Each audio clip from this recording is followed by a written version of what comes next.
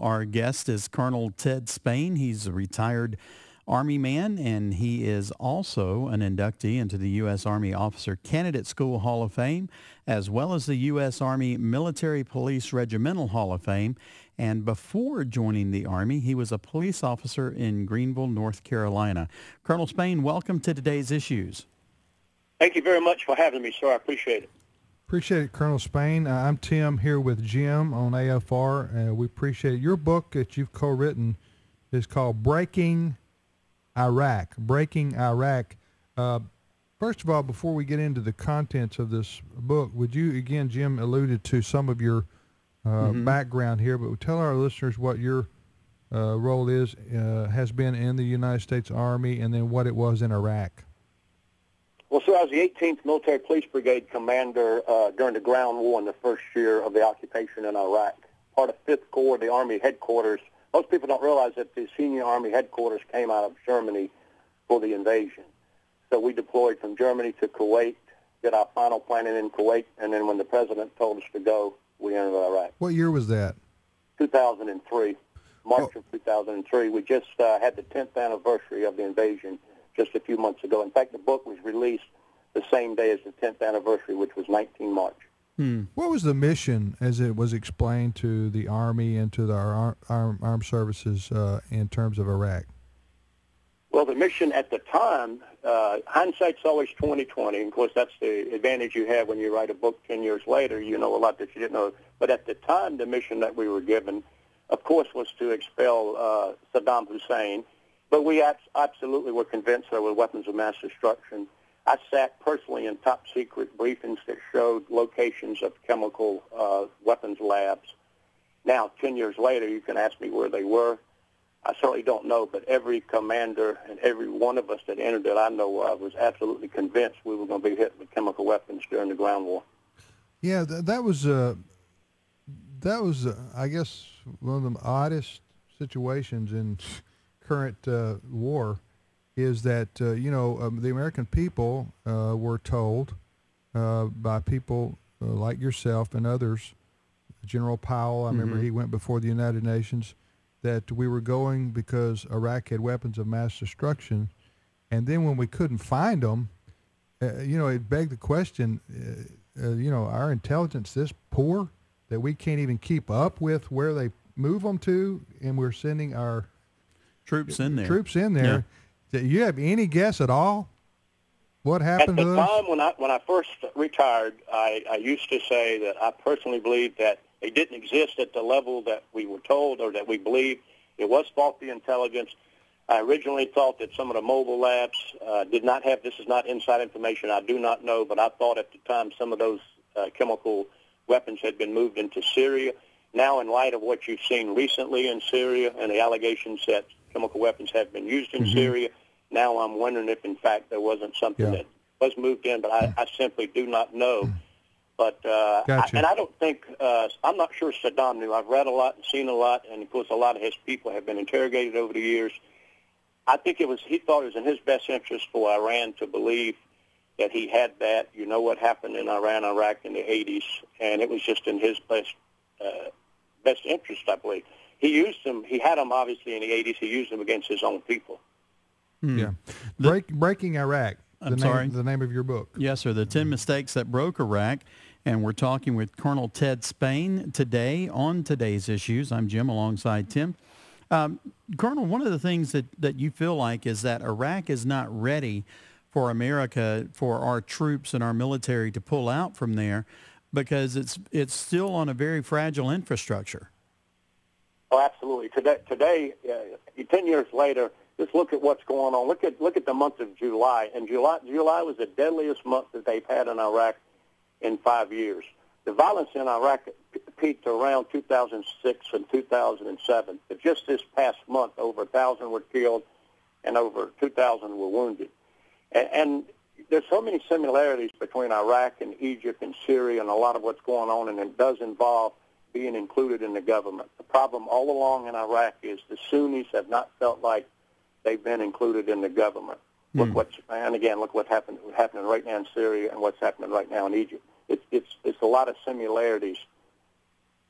Now, your book is called Breaking Iraq, the 10 Mistakes That Broke Iraq. We're talking to Colonel Ted Spain, U.S. Army retired. How can people get a copy of your book?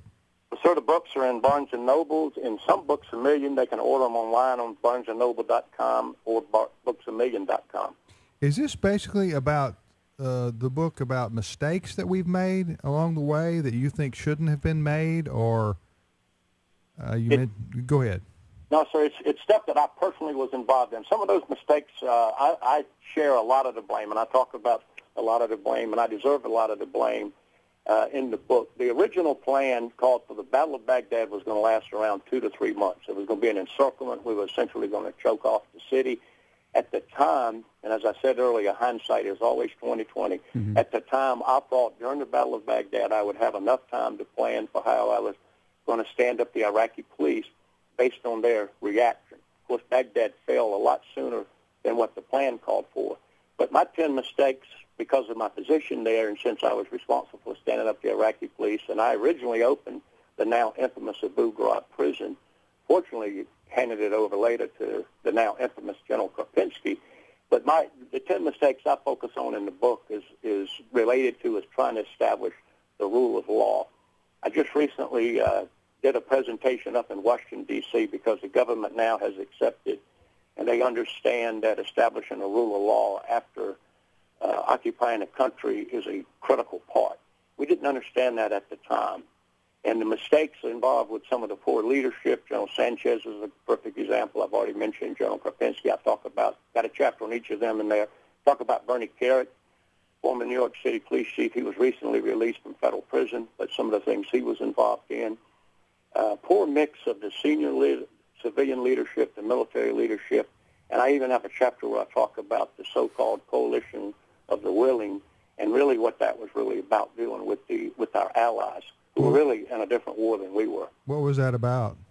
That was talking about, it reached very well for the president to be able to say we have 43 countries and then later 39 countries supporting us, when in fact some of those countries were providing 10 and 20 soldiers, and they were all, at the end of the ground war, they were all tied up under the Polish division. Mm. But they had different charters from their country. They were not allowed to engage in combat operations.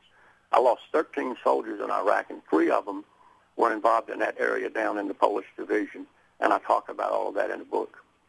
You're listening to the program, Today's Issues, on American Family Radio. Our guest is Colonel Ted Spain, and he's retired from the United States Army, and we appreciate your service, Colonel, by the way.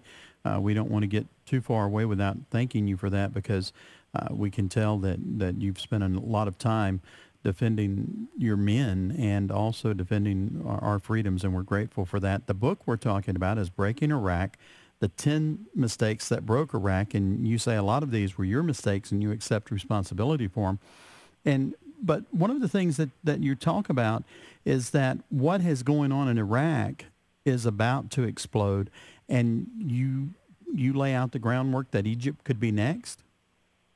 Oh, yes, sir. Well, I mean, look what's happening right now. That really puts us in a tough situation. We obviously promote democracy. Egypt, whether it's our guy that won or not, mm-hmm. Is what puts you in a trick. But the fact is, they had a democratically elected president, not the person that we wanted. That was a military coup. For our government to say that's not a coup is just that's foolishness. That certainly was a military coup. The president avoids that because if you say it's a military coup, then there's a U.S. law that says we have to cut off the aid. We don't have the economic leverage over Egypt that we used to have. We keep talking in the media about the $1.3 billion a year. Well, 10 years ago, that was about 7% of their economy. And believe it or not, today it was about, with Mubarak, it was only about 0.7. So we just simply don't have the leverage, the economic leverage to get involved in that. And that's going down even as we speak right now with the protesters. They say they're going to send the military in on the protesters. Mm-hmm. That could break today. It could be breaking while we're talking right now. So that really is a mess. There's going to be a huge mess in Syria, not if Assad gets overthrown, but when Assad gets overthrown. And it really all goes down to politics, the same issue as in Iraq. People that are being represented that regardless of whether they're in the minority or the majority, want to feel that they have a seat at the table. And that's the common thing that's happening right now in Syria, Iraq, and Egypt. I want to talk about, Colonel, I know that it's not the military's place when they're sent to Afghanistan or Iraq to, they're sent there by the civilian leadership in this country, the commander-in-chief and the Congress and so forth, to do, their assignments or their missions. So by what I'm about to say, I'm not in any way criticizing the mission of our armed services to go and do what they were told to do. However, I contend that you can't impose Western-style democracy on Islamic countries. They have no history in this. They have no frame of reference. They don't have a Thomas Jefferson. They have no Enlightenment. They have no Christian heritage. Right. They have Sharia law. They have Allah. It's a very fatalistic religion. So I mean, I don't know how you think you're going to. They're used to strongmen. They're used to dictators. That's the history of that part of the world, save Israel. So I mean, where do we get this idea that we're going to be able to change that? Well, we're not, and that was a mistake. That was one of the terrible mistakes I made trying to stand up the Iraqi police. Of course, the only thing I knew was a Western style of police, and I talk about that in the book. But I tried to stand up a Baghdad police force, and I actually filled in as the police chief for about 3 months because of the people that we were gelling and a lot of the things that had happened before the war. But it was about 3 months before we could select a actual Iraqi police chief.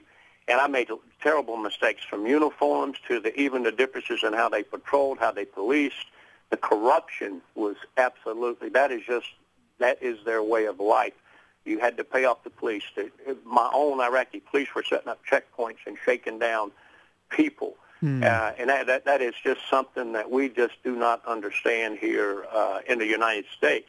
But what I learned the hard way is that you're not going to do that. To answer your question, you're never going to see a democracy as we know a democracy in that part of the world. They understand violence.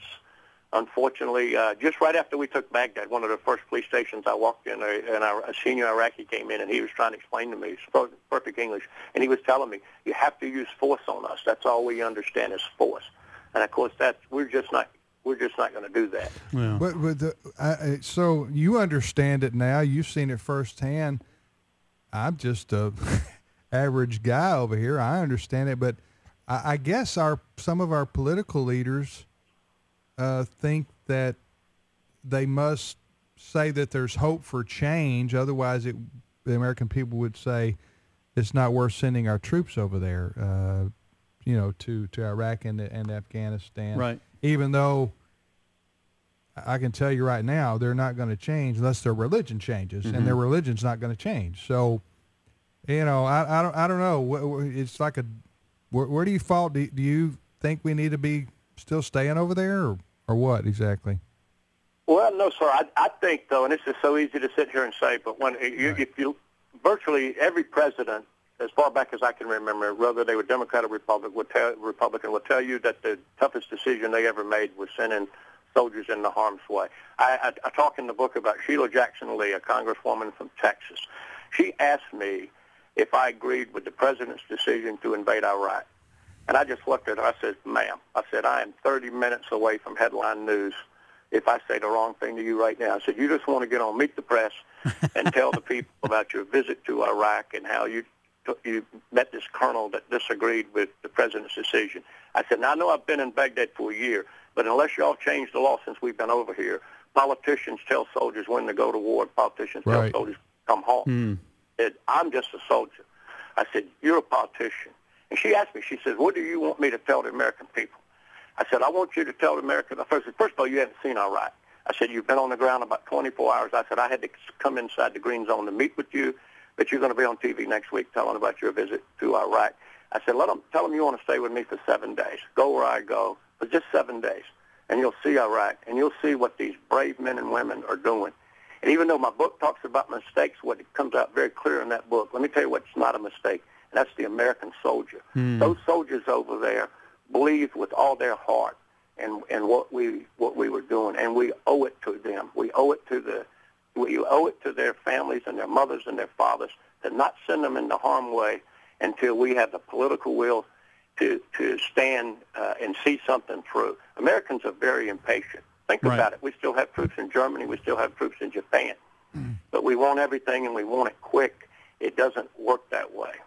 This is today's Issues on American Family Radio. We're talking with Colonel Ted Spain, retired